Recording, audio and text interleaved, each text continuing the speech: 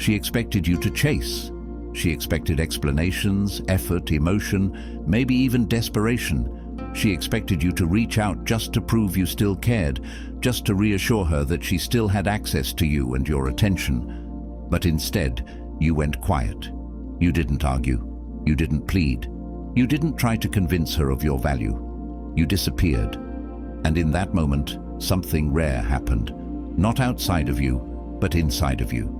The Stoics understood that the most powerful shift in any dynamic occurs the instant you stop seeking validation from someone who is uncertain about you. Chasing places your worth in someone else's hands.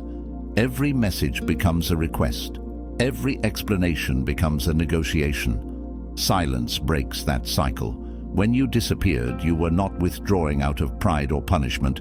You were stepping back into self-command. You stopped proving. You stopped performing.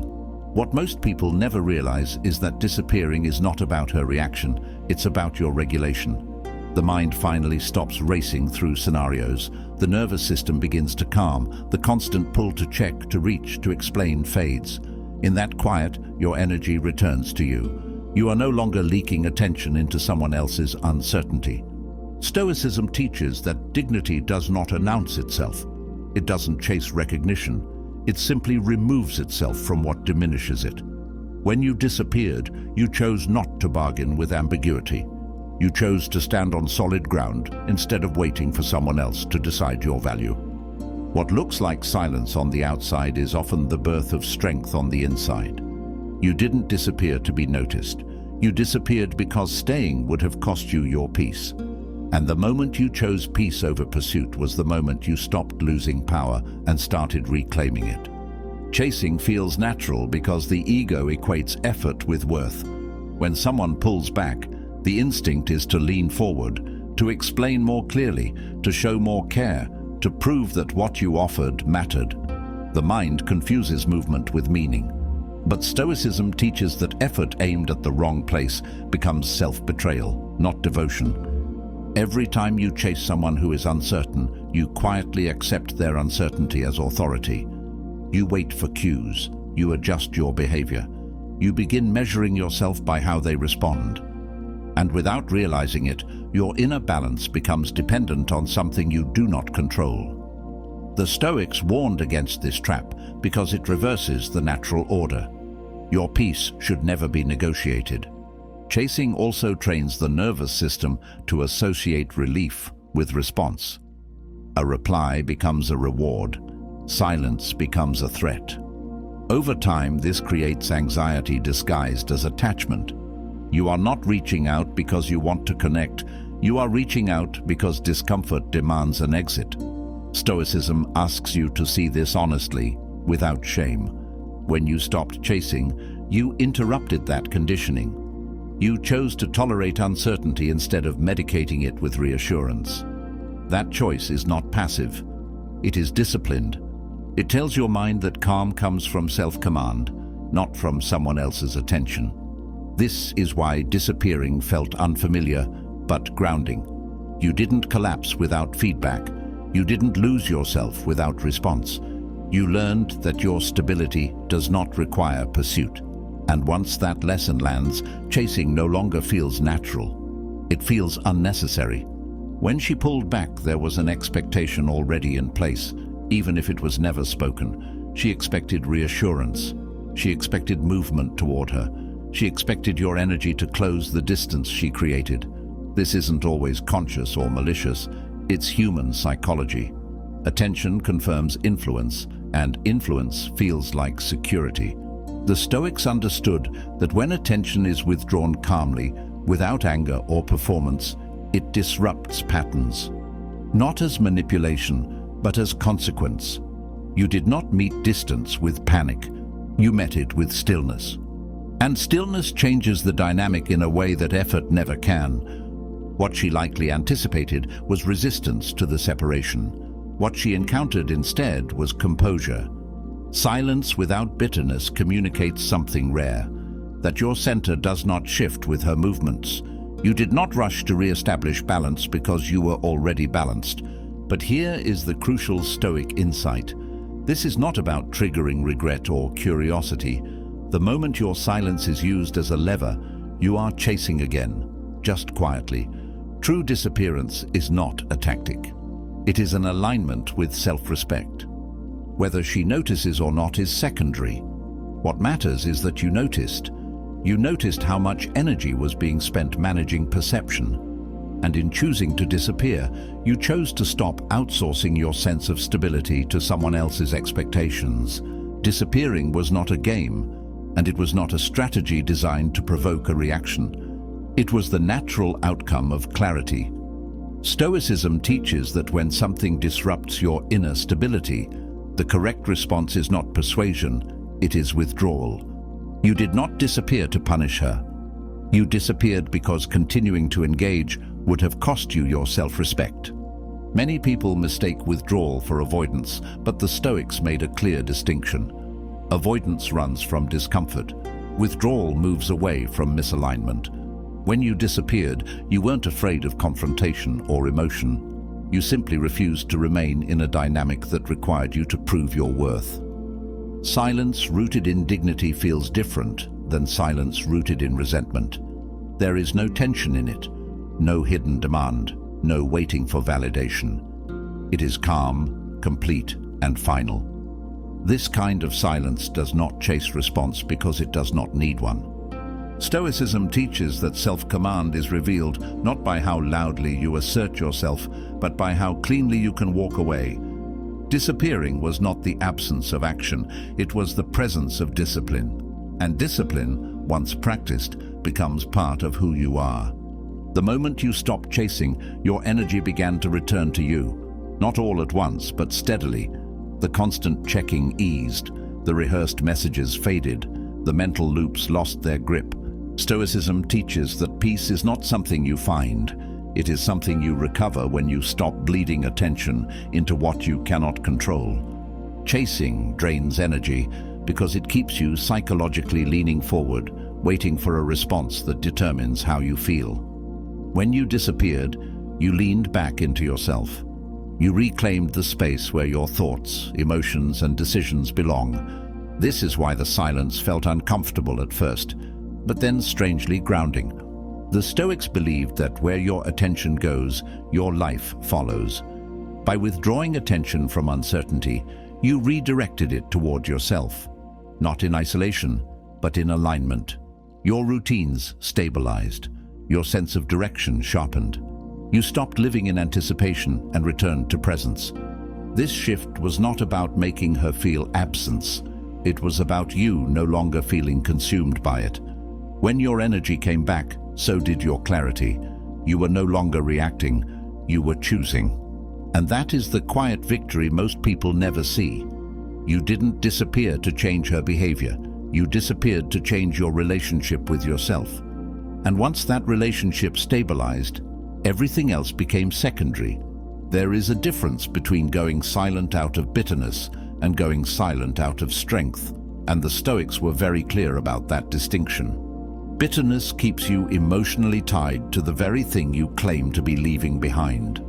Strength releases cleanly. When you disappeared without resentment, without passive aggression, without explanation, you broke the attachment without leaving a hook behind. Most people withdraw while still watching. They go quiet, but they wait. They hope. They measure time. That is not disappearance. That is delayed chasing. Stoicism teaches that true withdrawal is internal before it is external. You stop monitoring. You stop interpreting. You stop assigning meaning to every possible outcome. Silence without bitterness is powerful because it carries no demand. It does not ask to be noticed. It does not seek validation. It simply exists as a boundary. And boundaries, when held calmly, do not need justification. When you disappeared this way, you didn't just step back from her. You stepped back from the version of yourself that needed reassurance to feel whole. That is the deeper shift. Not emotional coldness, but emotional sovereignty. This is why composure changes everything. Not because it manipulates perception, but because it frees you. You are no longer reacting to uncertainty. You are grounded in self-command. And that kind of silence is not empty. It is complete. By choosing not to chase, you revealed something to yourself that most people never discover under pressure. You learned that you can tolerate uncertainty without collapsing. You learned that silence does not erase you. You learned that your worth does not evaporate when attention is withdrawn. Stoicism teaches that character is revealed not when things go smoothly, but when the familiar sources of reassurance disappear. In that quiet, you faced the urge to reach out and did not obey it. You faced the impulse to explain and let it pass. Each time you stayed still, you strengthened a muscle that had little to do with dating and everything to do with life. The muscle of self-command. The ability to remain steady when outcomes are unclear. This is where real confidence is built. Not from being chosen, but from knowing you remain intact whether you are chosen or not. The Stoics believed that the man who can stand calmly in uncertainty is already ahead of the man who needs constant confirmation to feel secure. Silence became a teacher. It showed you where your fears lived, and it showed you that you could survive them. You stopped confusing anxiety with intuition. You stopped mistaking urgency for importance. And in that realization, something settled. You no longer needed to prove that you mattered. You knew it. And that knowledge did not come from her response. It came from how you handled the absence of one. Once this shift takes place, the dynamic changes permanently, even if nothing external ever changes again. You are no longer waiting. You are no longer suspended between hope and disappointment. Stoicism teaches that the moment you reclaim self-command, you move differently through every situation that follows. Silence no longer traps you in anticipation. It becomes neutral background noise. At this point, whether she reaches out again stops being the central question. Not because you are indifferent, but because your inner stability is no longer built around that outcome. You have already regained what mattered most: your peace, your direction, your sense of self. This is why the Stoics emphasized inner sovereignty above all else. Once you experience it, you cannot unlearn it. You no longer rush toward uncertainty or retreat from discomfort. You assess, you choose, you move according to principle instead of impulse. If you speak again, it will come from calm, not longing. If you don't, it will come from clarity, not fear. Either way, you are no longer acting to be chosen. You are acting because it aligns with who you are becoming. And that is the real change disappearing creates. Not a shift in her behavior, but a shift in yours.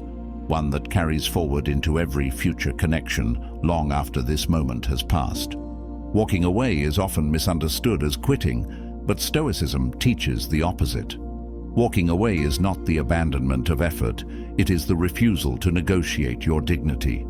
There is a quiet strength in knowing when something no longer deserves your energy, and the Stoics believed that strength shows itself most clearly in restraint, not confrontation.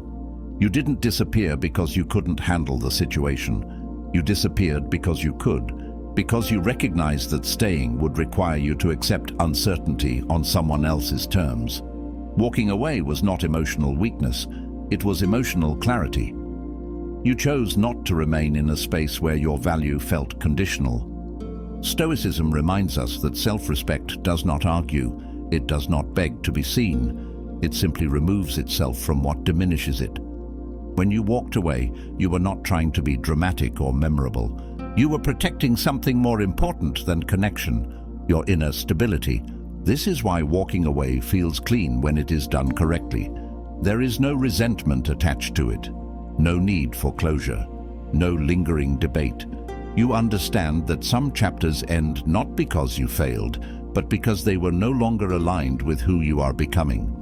And in that understanding, walking away stops feeling like loss. It feels like preservation. You didn't give something up, you safeguarded yourself.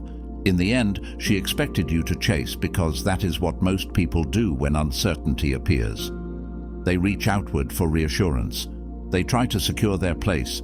They trade dignity for relief. But you disappeared instead, not to be noticed, not to provoke regret, but to return to yourself. And that choice changed everything that mattered. Stoicism teaches that the man who controls himself is never truly abandoned, because his stability is internal. His worth is non-negotiable. His peace does not depend on response, timing, or attention. You didn't lose power when you stopped chasing. You reclaimed it. You stepped out of reaction and into self-command. Disappearing was not weakness. It was the moment you refused to bargain with uncertainty. It was the moment you chose composure over impulse, discipline over desperation, and self-respect over validation. And once you make that choice, you cannot unmake it. You move differently, you think differently, you stand differently. She expected you to chase. You disappeared instead. And in doing so, you chose yourself. If this message resonated with you, take a moment to like this video, leave a comment sharing what silence taught you, subscribe to Stoic Blessing, and turn on notifications to become a Stoic soldier. Thank you for watching, and remember, the strongest move is not pursuit, it is self-mastery.